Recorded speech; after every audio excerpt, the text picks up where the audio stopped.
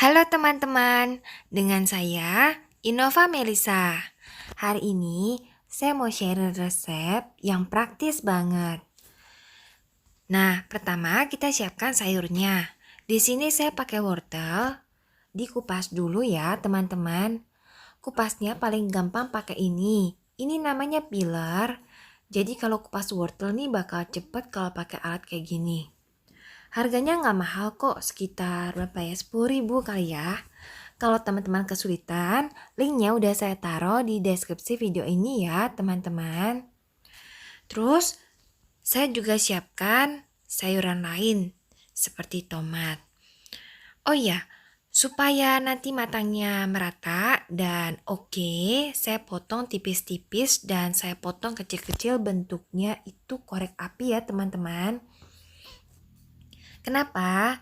Karena di sini kita mau masak pakai rice cooker. Sedangkan rice cooker itu kan panasnya terbatas ya, nggak seperti api kompor. Kenapa pakai rice cooker? Soalnya beberapa itu info katanya di rumahnya nggak ada kompor, belum ada kompor, adanya baru rice cooker. Nggak apa-apa, kita tetap bisa masak kok pakai rice cooker. Hasilnya juga bisa nggak kalah enak kok. Tapi ada beberapa hal yang perlu diperhatikan. Yang pertama itu jenis bahan makanan. Kalau wortel gini wajib dipotong kecil-kecil ya teman-teman. Soalnya kalau gede-gede khawatirnya nggak akan matang. Terus abis itu kita juga bisa gunakan sayuran lain. Polong-polongan misalnya buncis atau kacang polong kayak gini. Pastikan sudah dicuci bersih dan juga nggak dalam kondisi membeku ya teman-teman. Terus kita juga bisa gunakan sayur lain yaitu tomat. Tomat itu mudah didapatkan dan cukup awet, apalagi di musim social distancing kayak sekarang. Tomat, wortel tuh awet, kacang polong pastinya ya karena disimpan di freezer. Nah ini sayurannya. Terus sumber proteinnya saya pakai daging sapi, boleh pakai daging ayam. Ini kenapa daging sapinya warnanya gini? Karena saya belansir dulu teman-teman. Karena saya khawatir bawa kuman corona dari luar, so saya belansir dulu. Tapi kalau teman-teman nggak mau belansir dulu juga nggak apa-apa kok. Nggak selalu kan ya.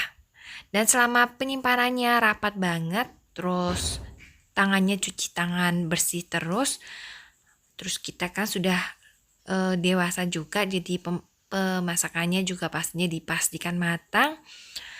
Udah tahu itu nggak apa-apa mentah-mentah kita potong-potong gini. Usahakan potongannya kecil-kecil betul ya teman-teman. Jangan gede-gede. Karena kita masak pakai rice cooker gitu. Boleh juga dicincang, ini karena udah di blender jadi susah cincangnya, tapi kalau masih mentah gampang kok cincangnya, tinggal cek nanti dia hancur dengan sendiri. Terus yang nggak boleh salah juga itu pilih daging sapi khas dalam ya teman-teman, karena kita mau masak pakai rice cooker. Kalau ambilnya yang keras gitu nanti alot dan makannya nggak enak. Tapi kalau pakai khas dalam, matangnya cepat kok. Dan untuk metode rice cooker, pas banget. Nih saya cincang, saya potong kecil-kecil. Sampai sekecil ini ya teman-teman potongannya. Kalau masih mentah, nanti rasanya akan lebih enak nih. Karena saya udah diblansir, bakalan agak overcook sedikit. Tapi it's okay lah pilihan saya ya.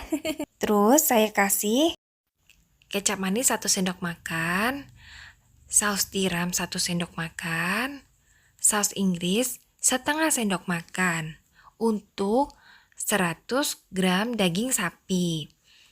Karena ada sayurnya juga, jadi pengen ada rasanya, so saya kasih bumbu seperti itu. Terus kasih tumisan bawang merah, bawang putih juga enak, kayak gini. Ini bisa dimasak di kompor, bisa juga di rice cooker sih sebetulnya. Rice cookernya dibuka, terus kita pakai untuk tumis. Persis kayak goreng telur ya teman-teman pakai rice cooker. Nanti kita simpan di chiller, tahan selama 2 mingguan. Terus ini yang gak boleh lupa adalah 1 sendok teh tepung tapioka ditambah dengan air kurang lebih 30 cc. Terus diaduk rata semuanya ini. Tadi garam juga dimasukin, penyedap juga dimasukin ya. Garamnya tadi bentuknya itu kristal-kristal gitu. Nah, pastikan merata. Habis itu kita susun di atas piring tahan panas untuk diproses di rice cooker. Saya pakai rice cookernya ini, praktis banget kalau rice cookernya ini, dan memang punya model yang beda. Tingginya air kurang lebih segini nih kalau punya saya. Kalau teman-teman pakai rice cooker itu beda-beda ya teman-teman. Ada yang begitu nasi matang, lauknya langsung matang sepenuhnya. Tapi ada yang mungkin enggak, itu mesti pakai ilmu kira-kira sedikit mungkin ya. Karena agak bervariasi sih memang rice cooker itu. Ini sama seperti rice cooker pada umumnya, dikasih beras dan air. Terus di atasnya memang ada khusus untuk piring lauk. Kalau teman-teman pakai rice cooker biasa dipasang kukusannya, terus dikasih piring tahan panas kayak gini. Terus daging sapinya taruh di sini. Daging sapinya di bawah ya teman-teman. Apalagi kalau teman-teman pakai daging sapi yang masih mentah di bawah. Terus atasnya itu baru sayurannya. Ada wortel, ada kacang polong kayak gini. Soalnya panasnya dari bawah. Dan kita perlu matengin daging ya, bener-bener matang. Apalagi di musim kayak gini, wajib bener-bener matang. Terus baru kacang polongnya di atasnya juga kayak gini. Terus tomat yang paling atas, karena tomat itu matangnya cepet banget sebetulnya. Nah, kayak gini.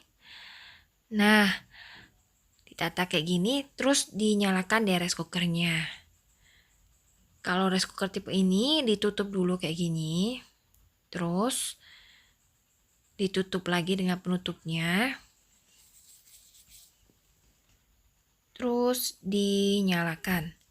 Teman-teman, rice cooker ini juga nggak mahal dan memang dikondisikan untuk bikin dua masakan, satu nasi, satu lauk kayak gini. Nah, dinyalakan, lampunya nyala. Terus ditinggal sampai lampunya mati. Lampunya mati itu tandanya udah matang. Kalau rice cooker pada umumnya diceklek terus nanti di mode warm ya dia. Sama ini juga mati terus dia lampunya off. Kerja panasnya berhenti juga. Sekarang kita lihat kayak apa dalamnya. Bener udah matang atau belum? Nah, ini dia teman-teman. Kita bisa mengenali ini udah matang belum dari warnanya.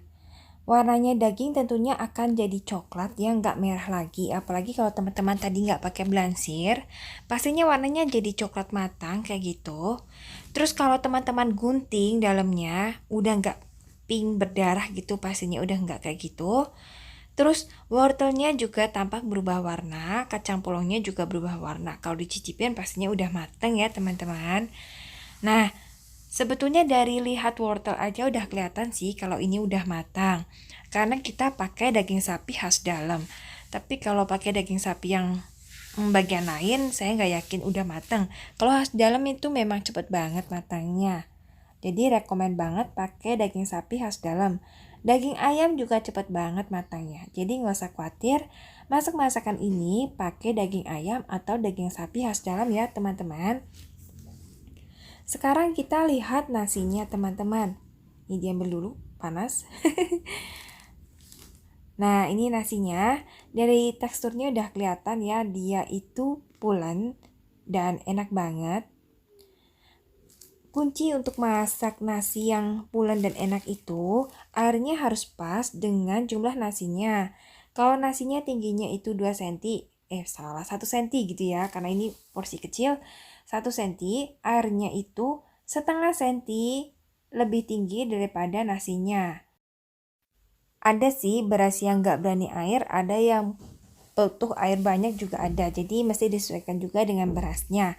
Teman-teman kayaknya udah ahli deh ya kalau masak beras karena udah biasa masak ya. Udah punya rice cooker ya. Nah, dengan seperti ini dalam sekali masak kita dapat 2 masakan sekaligus. Lauk dan juga nasi. So, praktis banget. Oh ya teman-teman, kalau teman-teman mau beli produk ini juga, linknya ada di deskripsi video ini ya teman-teman. Terima kasih udah nonton. Dah.